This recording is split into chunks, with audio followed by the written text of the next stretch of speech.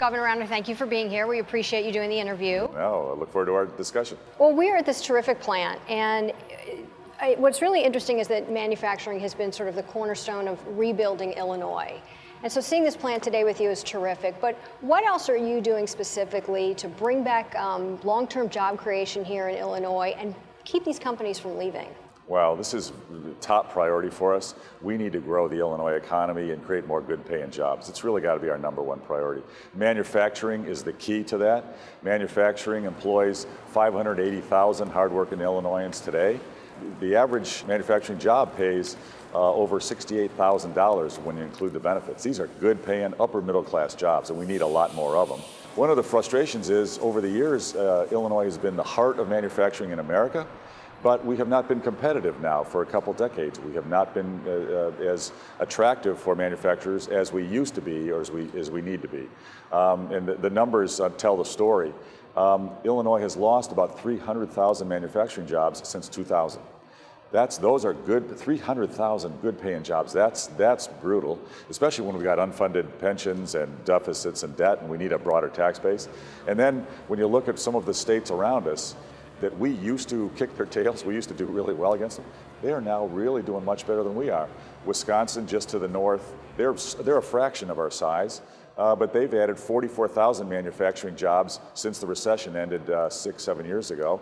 And Indiana has added 84,000 manufacturing jobs in the last 6-7 years. Illinois has added 0. And you've been fighting that for 2 years, but now, even with the stopgap agreement, we've been downgraded into junk status. We have high unemployment, the high taxes. It's not attractive for people to stay here. So with all of this and with these companies still leaving, what do you do when the public perception is nothing's being done in Springfield to solve any of these problems, and you hold the highest office? It's your job to bring people together. Well, there's a lot of work being done. I mean, we are working 24/7 to grow our economy and bring more businesses here. I've actually been on the phone with manufacturing firms around the country, and I've gone to visit them. I've been to the East Coast, I've been to the West Coast, encouraging manufacturing firms and other businesses to come to Illinois. And what's exciting is dozens have told me, Governor, we'd love to come. Illinois has the hardest working people, we know it. Illinois has great transportation infrastructure, we know it. Illinois has a high quality of life, we know it, and a great location. But they say, Governor, you got to show that taxpayers matter in Illinois, and you got to show that the democracy works and that the regulations won't make us uncompetitive. I'll tell you one sad fact. I was talking to several relocation firms, the firms that advise manufacturers where to go, where to move around the United States, if they're expanding or relocating. Every one of them said, right now, the majority of their manufacturing clients don't have Illinois on their list because they'll only look at states that are pro-growth on their regulations, pro-employer. So they'll look at Texas, Tennessee, Indiana, Wisconsin, but Illinois is not on the list. And one firm said 80% of their manufacturing clients have a list. Illinois is not on the list because of our regulations. So as a taxpayer, it seems very grim to me. So are we expecting more tax hikes? You know what? What we need is reform. The number one thing we do is make our economy, our regulations more competitive. That's why we're advocating to get our state turned around. So for example, workers' comp reform. That's the single most important regulatory reform that manufacturers have said if we would change that, then they could be competitive and more of them will move here. We need causation in our workers' comp so that we protect injured workers on the job, but make sure that we're not reimbursing folks who have an injury, but it's not job related. It needs to be job related so we can keep the costs reasonable. Now, it's been reported that you've said that you want to stay out of the legislative races, but it's also been reported you've contributed $16 million to Republican candidates. Is that what's it's going to take to change the supermajority so that you can get things done? Well, it's very important that democracy be restored in Illinois. You know, we've been a one-party state for a long, long time. During that one-party rule, taxes went up, deficits went up, spending got out of control, school funding was cut. Cronyism and corruption ran rampant. Democracy only works on a two-party basis. And I work for everybody. I work for Democrats, Republicans. I don't really care about partisanship. I want democracy, and democracy works on a two-party basis. That's the reason I'm advocating for two big reforms for our political system. Term limits on elected officials. Nobody stays in office longer than 8 or 10 years. That's plenty of time. Otherwise, they get entrenched with special interests and they're not responsive to the voters. And also redistricting reform, fair maps, so we can have competitive general elections. And recent polls showed public support for that, but yet the courts didn't, so that's another fight. I'm glad you brought up education, though, because considering what's going on with Chicago public schools, should the state bail out CPS? Should they file for bankruptcy? The state of Illinois should not bail out Chicago schools or any school districts. That's not fair or right for the taxpayers around the state. That said, we do need to change the funding formula for Illinois. You know, we are the worst state in America. We're number 50 out of 50 for state support for education. That's the reason I fought for more money for our teachers and students last year, set record level. I fought for more money this year, and every year going forward, we should put more resources into our schools, because our young people are our future. We need a great education for them. That means more resources from the state to support our local school districts, so we don't have to overly rely on our local property taxes to pay. We've already got the highest property taxes in America. It's our #1 most uncompetitive tax, and we can help relieve that burden if the state does more to help our schools. So what do you say to when the university enrollments are dropping to those parents and those kids who are have to look outside of Illinois? Well, I tell you, again, with one-party rule for years, our university system has been cut repeatedly on state support. We're going to fight to get that fixed. We need a balanced budget, but what we really need with that is to do reforms. We need 3 types of reforms. Economic reforms, so great companies like this can grow more manufacturing jobs and increase our tax base, so we don't have to raise tax rates, we just have more tax revenue from growth.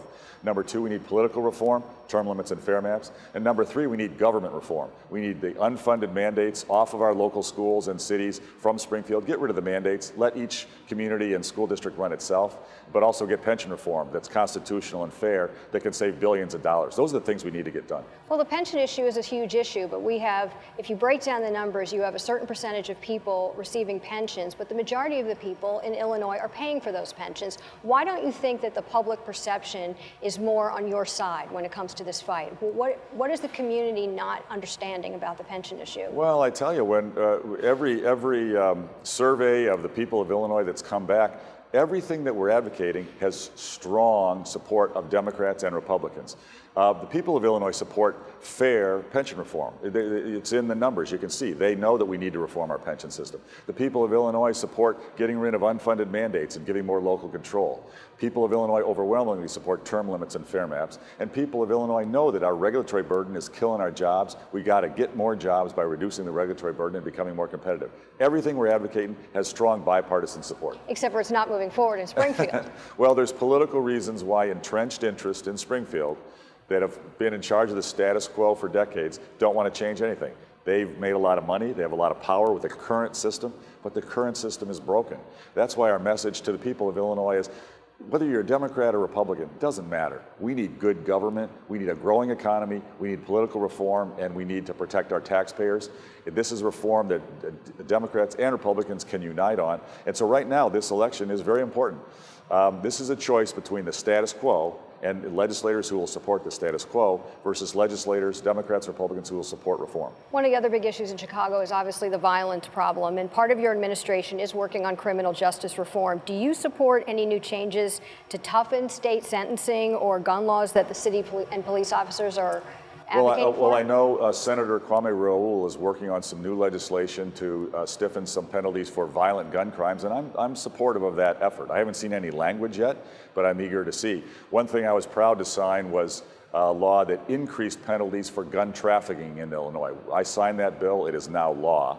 And I was very supportive of increasing our state police presence in Chicago on the highways, because a lot of the violence from the gangs is spilling onto the highways. We got to keep them safe. We've upped our state police presence. But you know what, the real long-term answer, the reason we're fighting for reforms, we need more opportunity in our neighborhoods. We have brutally high unemployment on the south side and west side of Chicago. We have brutally high unemployment in many communities around the state.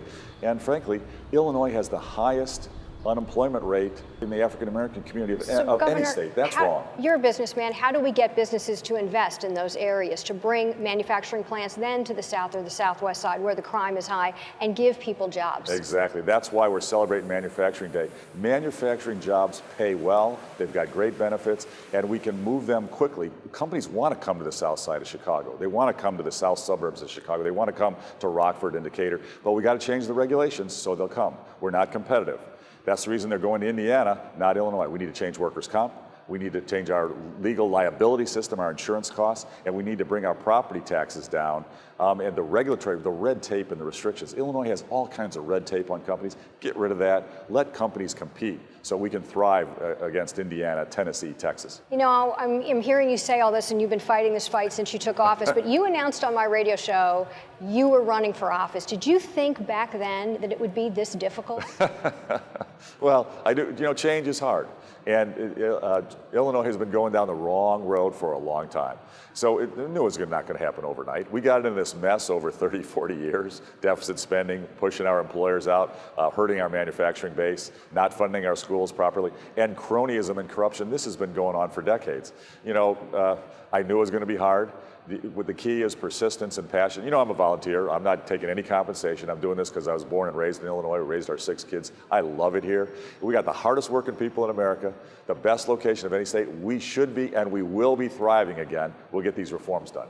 It even must be frustrating, though, for you because there's your camp trying to do things, and you're trying to compromise with Speaker Madigan, and the compromises haven't occurred, and people are frustrated. The latest polls show unfavorability towards you, even higher for Speaker Madigan. The latest polls came out. So it's tough for the public. It's tough for the people of Illinois. People of Illinois are understandably frustrated. They're like, get stuff done. And that's what we're trying to do. The folks who are entrenched in power, who've been there 30, 40 years, who created the current system, they like it. They've made a lot of money from it. They don't want to change. But the people of Illinois know we need to change, and that's why I need to stay strong, but also flexible. There's no 1 or 2 or 3 issues that I say we have to have for reform. But the one thing that would be terrible to do is to get a balance, try to balance the budget only on the taxpayers, only by putting in a massive income tax hike, like the Speaker and others have said we should do. All that would do is turn us even less competitive and push more manufacturing jobs out, push more employers out, and push a lot of our families, hardworking families that can't afford higher taxes out. We can't just do a tax hike. That would be wrong. Is there one thing then on that agenda that could bring the two together? One thing that's on the turnaround agenda that they said okay on their side, you said okay? Well, I'll tell you what, the biggest thing we could do to change the culture and restore confidence in the future of the state is do term limits and redistricting reform so we can have competitive general elections. If we did those 2 things, that would restore a lot of the confidence for employers and a lot of the hardworking families. So that would be huge. How confident are you about November? Well, you know what? This is a chance for the people of Illinois to have their voices heard, to stand up and push. What we're asking, even though the courts wouldn't allow, because the special interests and the powerful interests wouldn't let our voter referendum put term limits on the ballot. But what the court said is, if the General Assembly puts term limits on the ballot and redistricting reform on the ballot, then it'll stand and the people of Illinois can have their voice. So we're asking Democrats and Republicans to hold their elected officials accountable. In this election, ask them, are you going to put term limits on the ballot for us? Are you going to put fair maps on the ballot for us? Yes or no? We should demand that, both from D's and from ours. Governor Rauner, thank you so much for joining us. We appreciate it. It's great to be with you. Thanks.